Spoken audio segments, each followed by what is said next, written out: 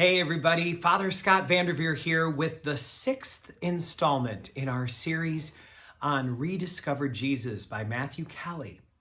In this section, he's talking about some of the ultimate things in life. What matters most to you?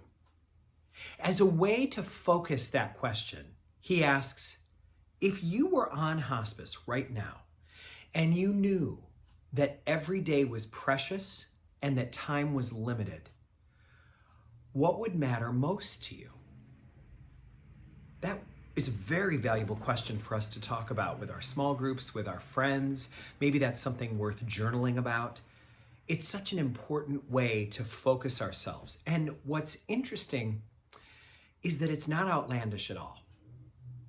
We teach our little Catholic school kids every day to pray, Holy Mary, Mother of God, pray for us sinners, now and at the hour of our death. We are meant to know about the final things in life, that we will meet God, that we will have a chance to look back on our whole life journey, that we do have a limited amount of time on this earth.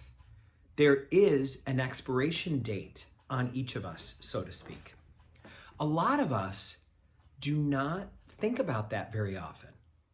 We're busy working on the daily needs of life. If we're young, we may still be filled with lots of ambition for what the future might hold. We're trying to build a resume that will help us make a name for ourselves. Even if we're not trying to build a resume, there's a good chance that we're thinking about what's in front of us right here and now, and not about the biggest picture of what life is all about. One of the things that I, as a priest, get to spend a lot of time doing is spending time in conversation with people who are at the end of their life. That's not an unusual thing for me to do. We have often one or more funerals every week here at St. Mary's, and I spend time with people who are nearing the end of their life all the time. And it reminds me of something I read in a journal once from a hospice nurse. And she had spent time paying attention and cataloging some of the conversations that she'd been having with her hospice patients. And she wound up writing what were the top 5 regrets that people had at the end of their life. And I think they're worth offering now for our own reflection on what matters most to us. Regret number 1, she said that her patients wished that they had loved people better. They wished they had spent more time with the people that mattered to them, that they had shown in words and actions that the people who mattered the most were the most important people in their life. She said the number 2 was people who didn't follow a calling, people who had a calling to something. Perhaps it was a certain life as a certain career. Maybe it would have involved going to law school or being an at-home parent. Maybe it would be to follow a vocation to nursing or to the priesthood or religious life. Maybe it was a calling that was very, very internally clear, given to them by God, but they didn't follow it. Number 3, people wish they spent less time working. It is very important that we do our best with our energies, that we make a difference in the world.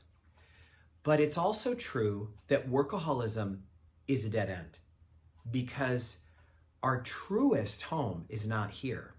And the kingdom that we are building cannot be lived in eternally here. We are called to bring our best energies forward, but we're also called to do it within a boundary of time, that we should work 40 or maybe 50 hours a week. If we are a parent with children at home, then we should be appropriately available to our kids and be able to guide them. But that working and trying to hustle for achievement is not the end of happiness in life.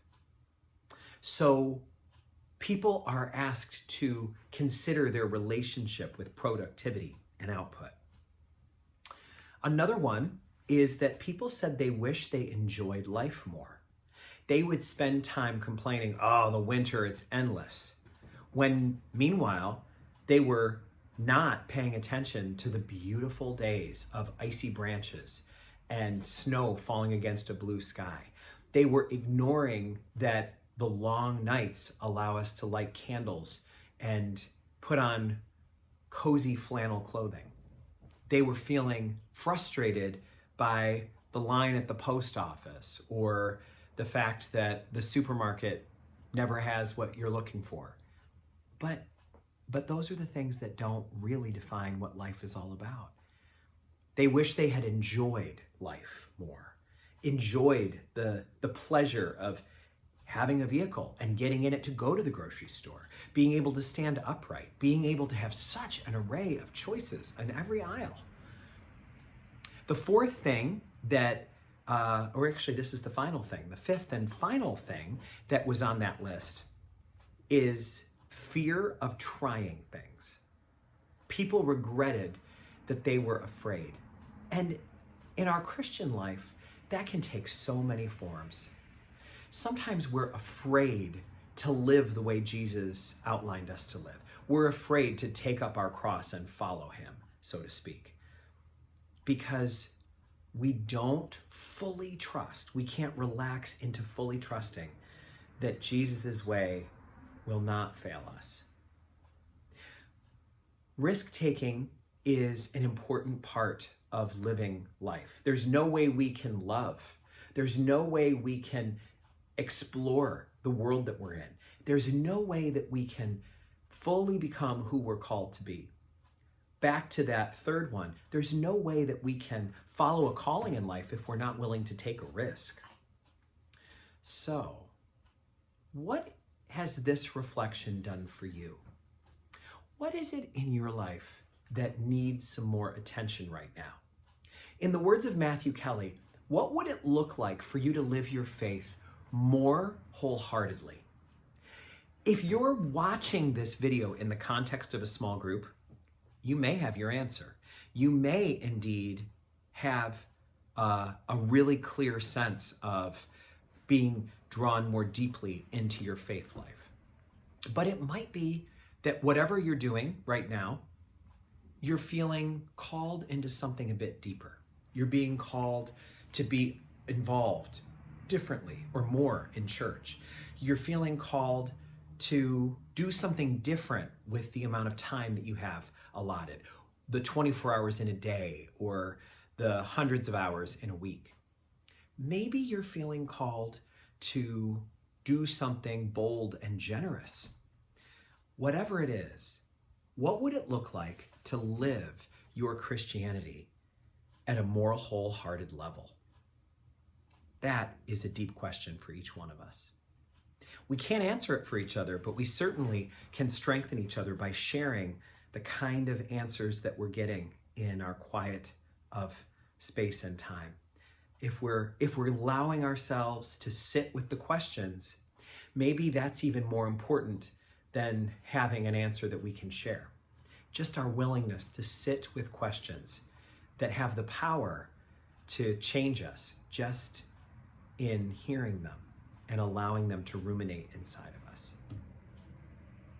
May you be filled with new possibilities of living your faith and your life with more wholeheartedness.